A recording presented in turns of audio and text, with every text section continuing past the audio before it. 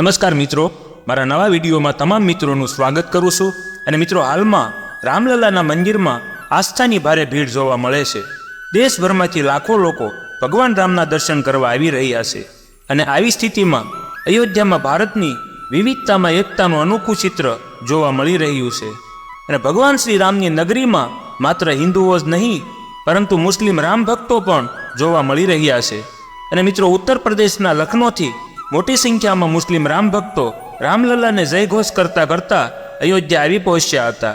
અને મિત્રો, 22 જાન્યુઆરીના દિવસે અયોધ્યામાં નવનિર્મિત રામ મંદિરના ઉદ્ઘાટન બાદથી રામ ભક્તોની ભારે ભીડ જોવા મળી રહી છે. અને દરરોજ જોવા જઈએ તો લાખોની સંખ્યામાં રામ ભક્તો ભગવાન શ્રી રામના દર્શન કરવા માટે આવે છે. અને આ શ્રેણીમાં મંગળવારે લખનૌથી મુસ્લિમ સમુદાયના રામ ભક્તોનો મોટો મેળાવડો અયોધ્યા આવી પહોંચ્યો હતો. મુસ્લિમ સમાજનું એક જૂથ મુસ્લિમ રાષ્ટ્રીય મંચના બેનર હેઠળ અયોધ્યા આવ્યા હતા. ભગવાન રામલલાના દર્શન માટે મોટી સંખ્યામાં મુસ્લિમ રામ ભક્તો કબીર મઠથી નીકળીને મુખ્ય માર્ગ રામપથ થઈને ભક્તિ માર્ગ પર પહોંચ્યા હતા. આ દરમિયાન દરેક લોકો જય શ્રી રામ અને વંદે માતરમના નારા લગાવતા લગાવતા રસ્તા પર જોવા મળ્યા હતા. અને અયોધ્યાની અંદર જાતિ અને ધર્મની દિવાલો તોડીને પ્રેમ અને એકતા અને સૌહાર્દનું દ્રશ્ય જોવા મળ્યું હતું. રામલલાના દર્શન કરવા આવેલા મુસ્લિમ લોકોએ જણાવ્યું હતું કે અમે ભારતના રહેવાસી છીએ. આ દેશમાં હિન્દુ હોય કે મુસ્લિમ હોય, પછી શીખ હોય કે ખ્રિસ્તી હોય, અને આપણે બધા એક જ છીએ.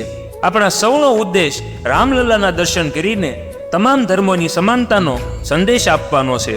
25મી જાન્યુઆરીએ લખનૌથી નીકળેલા સેંકડો મુસ્લિમ રામ ભક્તોનું એક જૂથ 30 જાન્યુઆરીના દિવસે અયોધ્યા પહોંચ્યું હતું.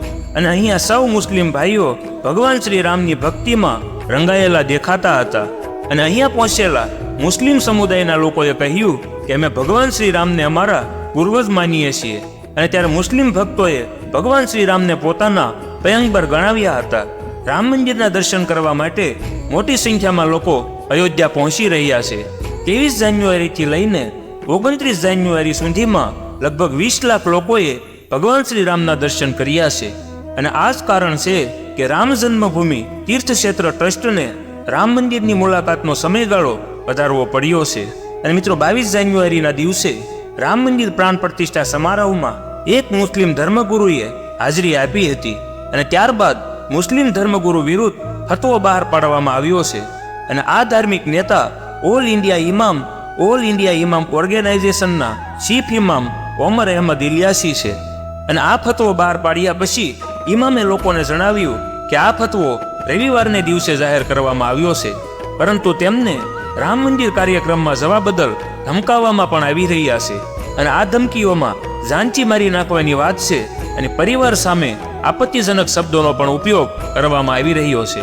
અને આ સમયે ડોક્ટર ઇમામ ઉમર અહમદ ઇલિયાસીએ કહ્યું કે અયોધ્યાથી આપેલા સંદેશામાં મેં લોકોને કહ્યું હતું કે આપણી પૂજા કરવાની રીત અલગ હોઈ શકે છે, આપણા ધર્મો અલગ હોઈ શકે, પરંતુ આપણે બધા ભારતમાં રહીએ છીએ અને આપણે બધા જ ભારતીયો છીએ. તો ચાલો આપણે બધા ભારતને મજબૂત કરીએ અને દેશને પણ મજબૂત બનાવીએ.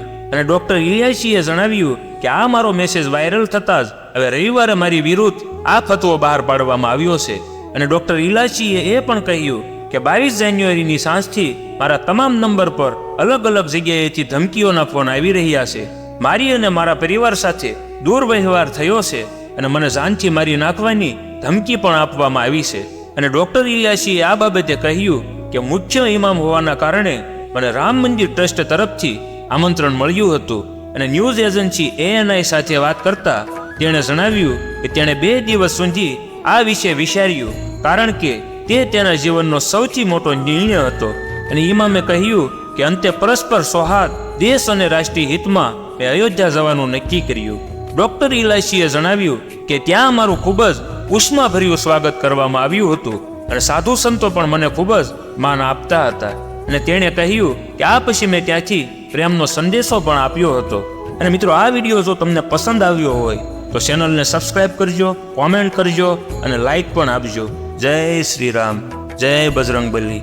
અને મિત્રો, સાથે સનાતન ધર્મની જય.